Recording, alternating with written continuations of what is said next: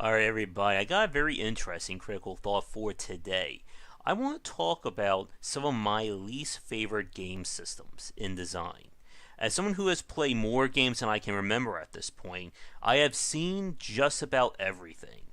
From platformers, shooters, clicker games, and more. But when I think about all the game systems I've played over the years, there are three that stand out to me as ones I just cannot enjoy. Now, for developers watching this doesn't necessarily mean that if you put them in, I'm going to give your game an F. But it just means that if you're going to have them, the rest of your game really has to shine for me to really be able to enjoy them. But here are the three types that I have that just don't work.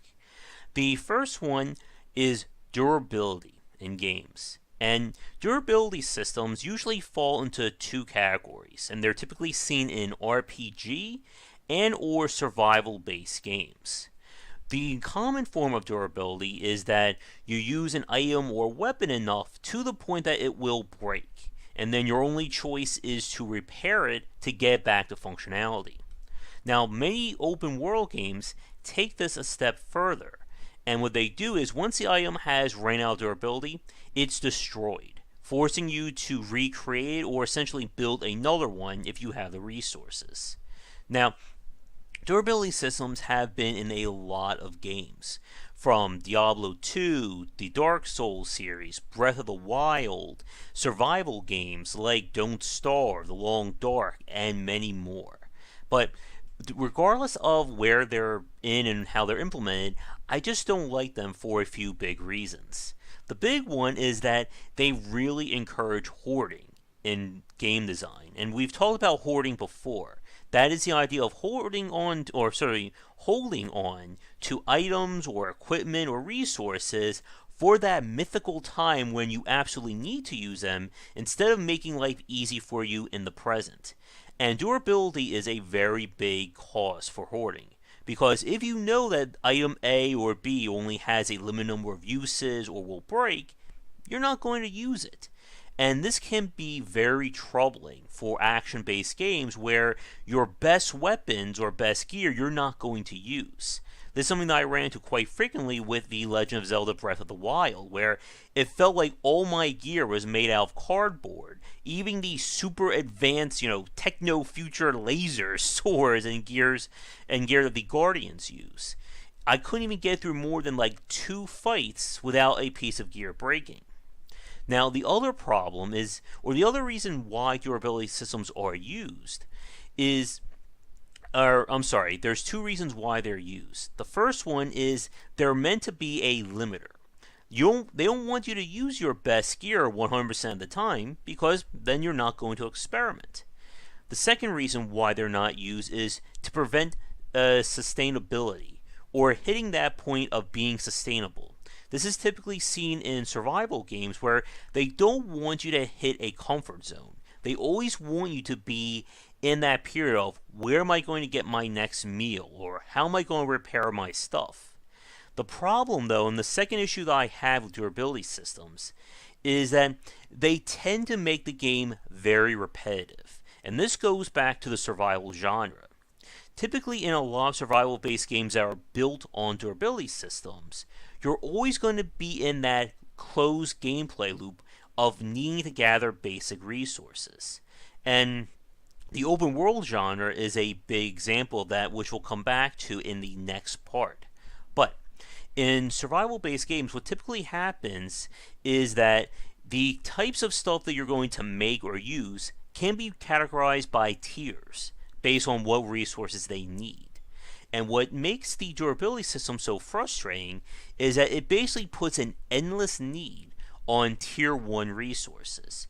You're always going to need to gather wood, grass, again, whatever is considered like the basic stuff, because that will always be refined to tier 2 or tier 3, and you're always going to need those resources in the future. This is the problem that I ran into within Don't Starve, where I never hit that point where I could safely say, I don't need to pick up that extra piece of grass or cut down that tree, because I'm always going to need it, and it just leads to things being very repetitive. Now, there are games that are built on that kind of score chasing or how many days you can survive, such as Don't Starve, and that feels a little bit better because there is no true long-term play. You're going to eventually hit that point where you're going to die. But on the short end, or in the basic sense of the foundation of the gameplay, you're just repeating the same things over and over again.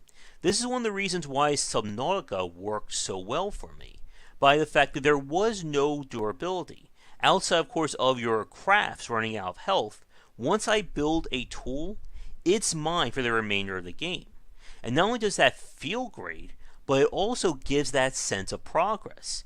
The first time you build your Cyclops, or that mini sub that I loved so much during my play, that was a big accomplishment. And I knew that going forward, that was going to be with me until I accidentally decide to destroy it or lose it somewhere. But the point is that there are more interesting ways of limiting the player. And as the old saying goes, you can catch more flies with honey than you do vinegar. For instance, in Legend of Zelda, instead of having all my gear break, upon immediate use, just use a progression curve of being able to upgrade gear, similar to Dark Souls, or Dark Souls 1 and 3, wherein the durability doesn't really matter. But if I find a better sword or a more interesting weapon, I'm going to go switch to it, but those other weapons are still there on standby.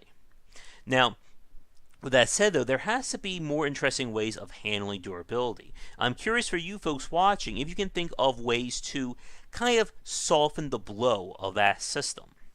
Now, the second one that I don't like, and this one may cause some pushback here, but it's what I like to call pre-planning systems. What I mean is you have a system in place that's designed for the player to use before they can actually go into the main gameplay loop. Kind of, again, as the name goes, you're pre-planning for what you're going to do ahead of the time.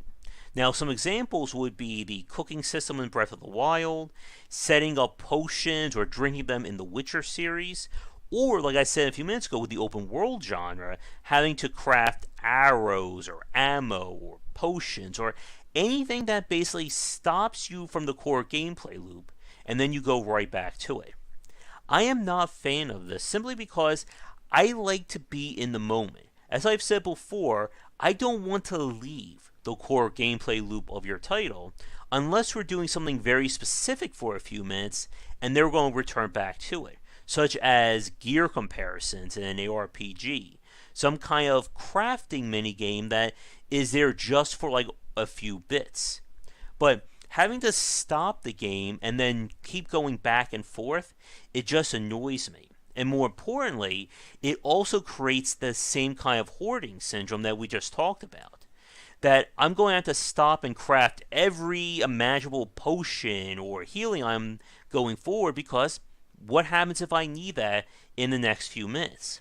What if my character is fully fire resisted, but there's an enemy up ahead that's going to be using ice attacks? Well, I better make sure I have the right potion or the right oil that I rub on my sword or anything like that. But the point is that it's taking me out of the core gameplay. And bonus points if not only do you have to do this, but you also have to stop what you're doing while you're playing to pick up items that are going to be used for crafting in the future. I talked about this with a friend a few months ago, but one of the things that drives me nuts is when I'm running through a field, but I have to stop and pick up every branch or healing herb or piece of metal just so I can craft the stuff going forward. And this is again a great example of that kind of standardization that we've talked about. If I'm going to be doing something constantly through play, just make it automatic, because it doesn't serve, it's not helping the player to stop and press A to pick up berries every few feet. Just let me do it automatically. And the same goes for crafting, especially again if it's just a one-off use. As in, I'm not going to use these healing herbs or these pieces of wood for anything else. It's just going to be used for crafting potions or arrows or bolts. So just let the game do it for me and let me keep doing what I'm doing, which is your main gameplay loop. But for those of you watching this, what do you think about those pre-planning systems? And is it just me being crazy, or do you guys enjoy it? Now, the third and final one for today, and this is one that I'm not sure where it's going to fall in terms of loving or hating, but it's using real time to define your game experience. What I mean is, typically in a lot of video games that make use of in-game or make use of time to either denote crafting or traveling, it's done using the abstraction in-game, as in 1 minute of real life doesn't mean 1 minute of in-game time. But we see this very popular among social, casual, and mobile-based games to have real-world timers. Meaning, if this thing says it's going to take 5 hours to finish building or to finish upgrading, it is literally going to take 5 hours. And this is where the infamous pay or wait systems come from.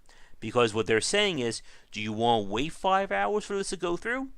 Or give us a few cents or $1 and we'll just finish it up for you.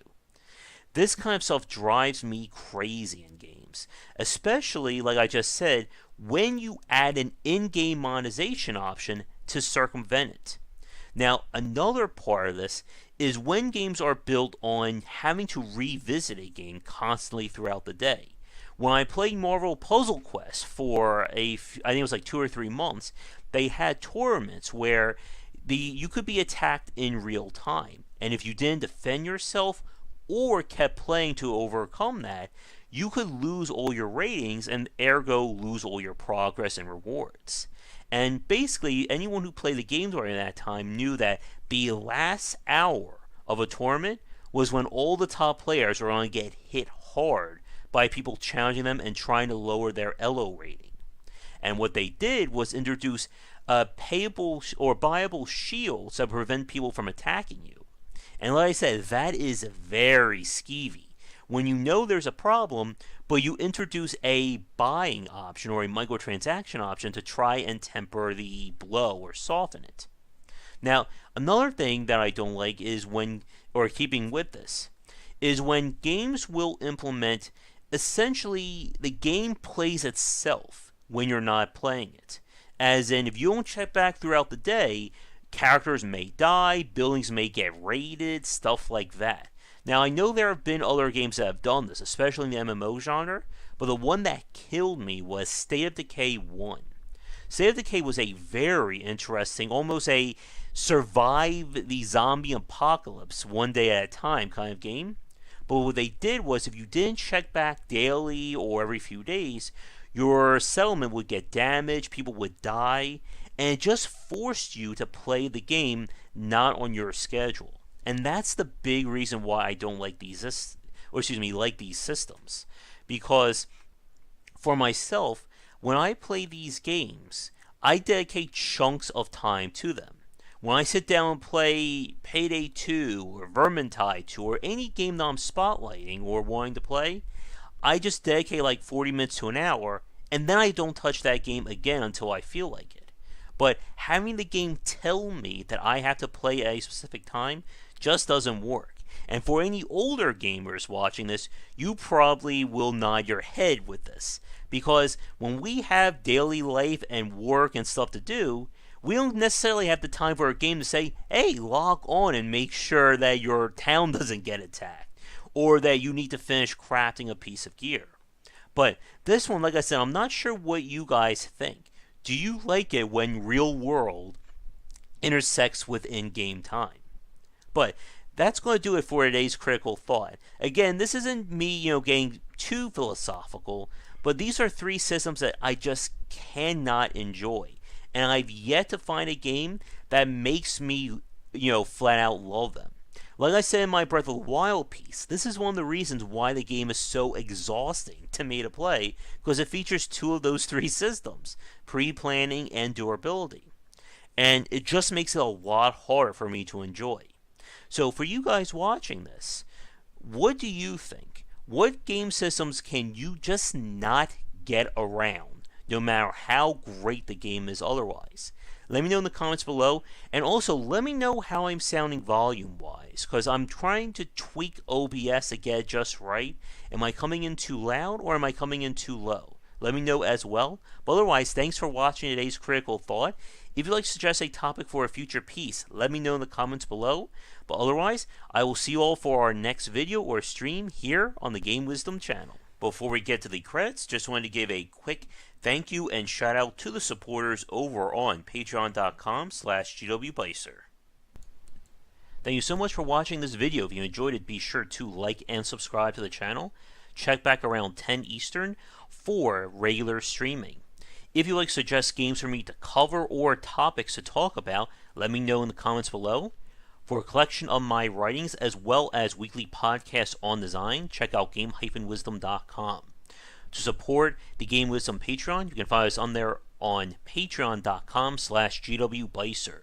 $1 will get you into our private Discord channel where we talk game topics and more. $5 will get you voting privileges for any major event, including the Saturday Night Grab Bag, Patreon-funded goals, and more. Thanks again for watching, and I hope you enjoy more videos here on the Game Wisdom YouTube channel.